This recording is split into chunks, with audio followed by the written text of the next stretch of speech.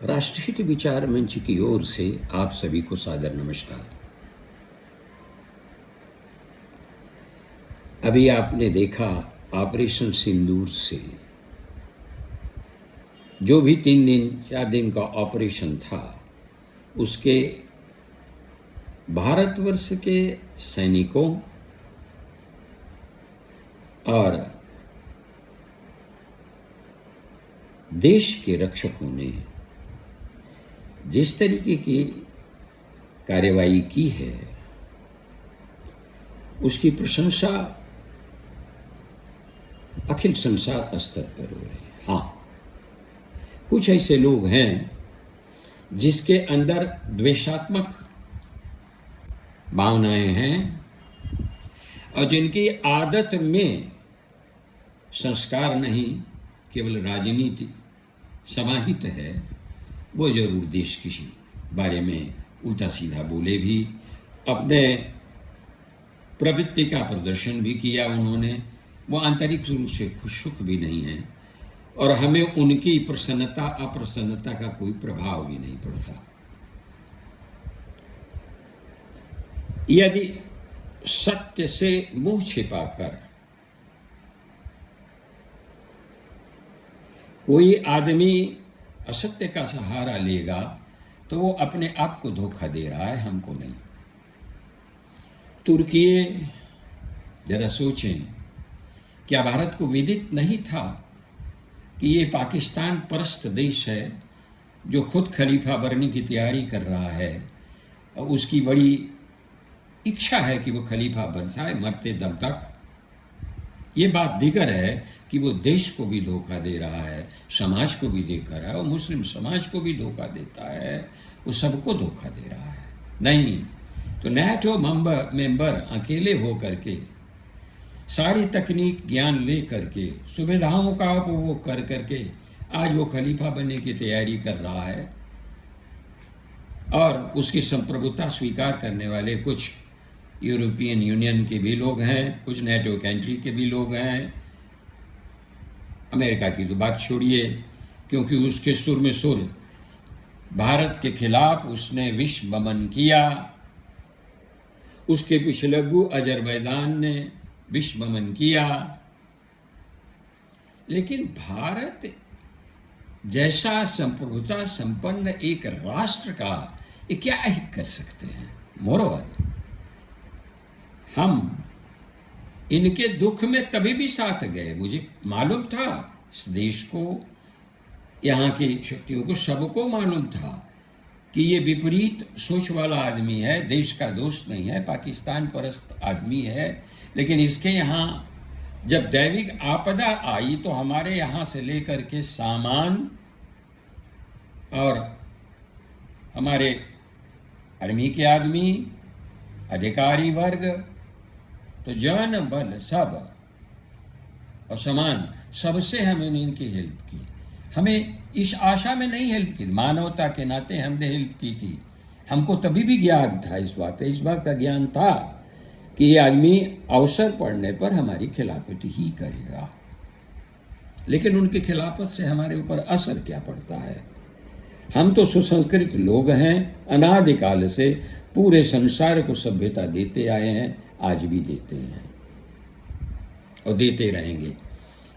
जहाँ तक इनका सवाल है, ये जो छोटे भैया देश का, आप देख लीजिए, इसकी तुर्की की हालत देख लीजिए। अजरबैजान तो उसका खैर एक लटकन है, पिच्छू है, उसके पास संपदा होने के बावजूद भी वो पीछे पीछे लगा रहता है। बांग्लादेश और वहाँ के लोग जो बहुसंख्य आबादी है, 1-2% के नेता जो पिछले 20 साल से केवल पालतू जानवर की तरीके से जो कट्स देते हैं, जिसको कौरा बोलते हैं हिंदी में, कि कौरा देते हैं, तो वो कौरा, लेकिन कौरा जिसके लिए यूज हुआ है वो कुत्तों के लिए होता है। लेकिन कुत्ते तो फेथफुल होते हैं, वो जब तक उनकी मानसिक स्थिति ठीक है तो वो मालिक को कभी नहीं भौंकते। ये तो ऐसा आदमी है कि इतने लाखों करोड़ों की संख्या में एक बहुत बड़ी धनराशि और देश के लिए हमारे काफ़ी असुविधाओं को भी खरीद करके हम लोगों ने इस देश को दिया था, ये जानते हुए भी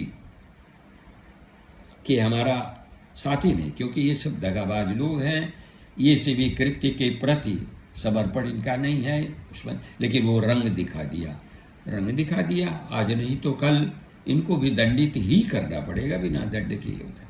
लेकिन सबसे बड़ी दिक्कत तब होती है जबकि हमारे यहाँ पुष्ट दर पुष्ट 2-2, 3-3 पीढ़ी से देश के अहित में कार्य करने वाले राजनीतिक दल के लोग आज भी देखिए ऐसे समय में भी, परीक्षा की घड़ी में भी उल्टा सीधा बोल रहे हैं।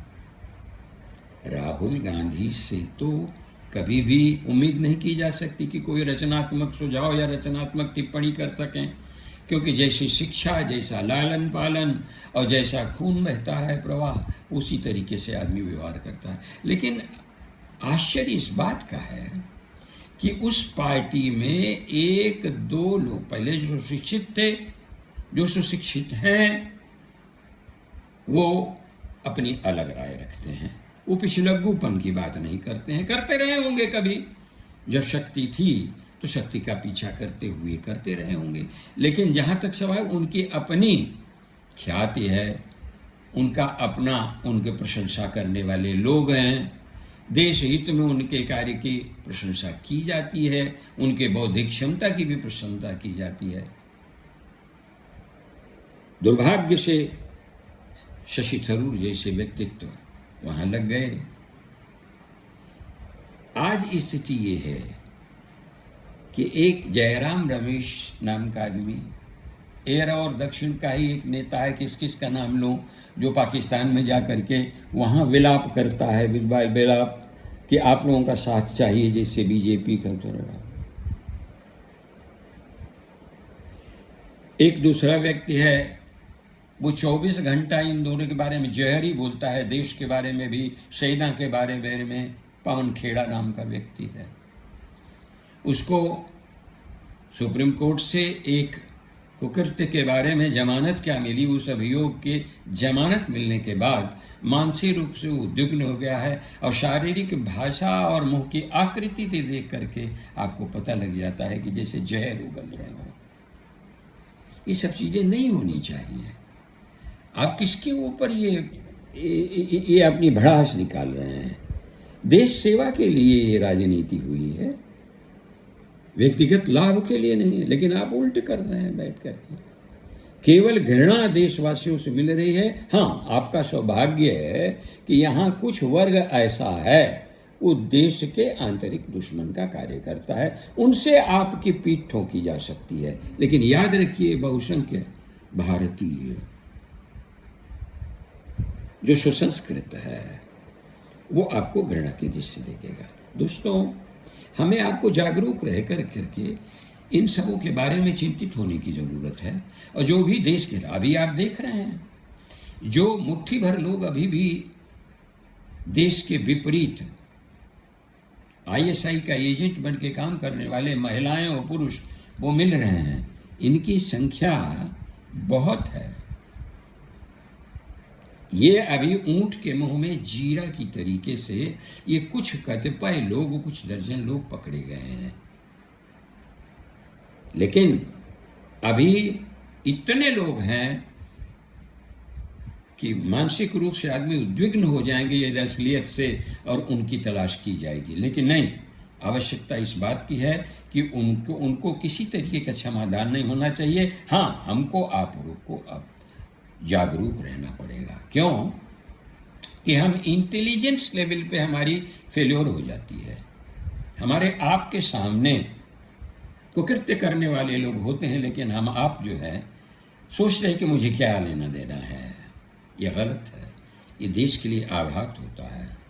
आप सबको जागृत होना पड़ेगा, और जिस किसी को भी देश और समाज के प्रति कुकृत्य करते हुए देखें, कुत्सित प्रयास करते देखें, उनके बारे में सक्षम अधिकारियों, समाज में जागरूकता पैदा करें। ये देश सेवा का ही एक रूप है। दोस्तों, फिलहाल आज के लिए विदा लेते हुए पुनः आपके सामने मौजूद होऊंगा। धन्यवाद, नमस्कार।